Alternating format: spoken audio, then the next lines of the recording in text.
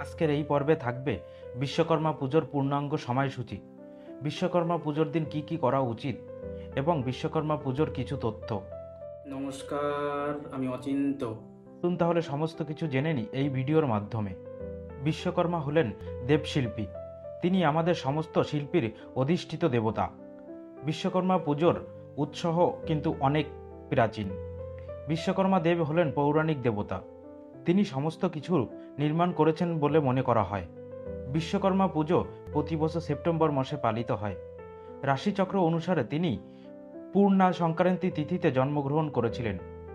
বিশ্বকর্মাকে বিশ্বের মহাকারিগর হিসেবে বিবেচনা করা হয়। তাকে বিশ্বের প্রথম প্রকৌশলীও বলা হয়। তিনি ইন্দ্রপুরী, দ্বারকা, হস্তিনাপুর, স্বর্গলোক ও লঙ্কা ইত্যাদি নির্মাণ করেছিলেন বলে মনে করা হয়। পৌরাণিক মতে বিশ্বকর্মা ব্রহ্মার সপ্তম পূর্ব হিসেবে পরিচিত।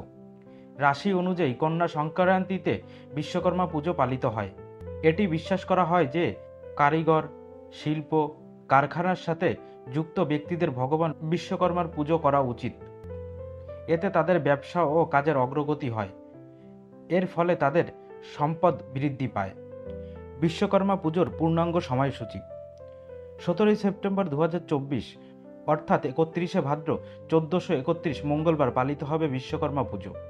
বিশ্বকর্মা পুজোর দিন ভগবান বিশ্বকর্মাকে পুজো করার বিশেষ সময় হবে 17 সেপ্টেম্বর 2024 অর্থাৎ 31শে ভাদ্র 1431 মঙ্গলবার সকাল 7টা 52 পর থেকে সকাল 10টা 16 মধ্যে, আর দুপুর 12টা 40 পর থেকে দুপুর 2টা 16 মধ্যে।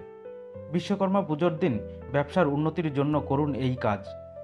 পুজোর দিন এই কাজ করলে ব্যবসার উন্নতি ও আর্থিক উন্নতি দুটোই হবে। সমস্ত যন্ত্রেই বাস বিশ্বকর্মার, তাই তার পুজোর দিন কলকারখানার সমস্ত যন্ত্রপাতি ও গাড়ির পুজো অবশ্যই করতে হবে। এই দিন প্রত্যেকটা যন্ত্রপাতিতে সিঁদুর দিয়ে স্বস্তিক চিহ্ন অবশ্যই আঁকতে হবে। ফুল, মালা, ফল ইত্যাদি নিবেদন করতে হবে।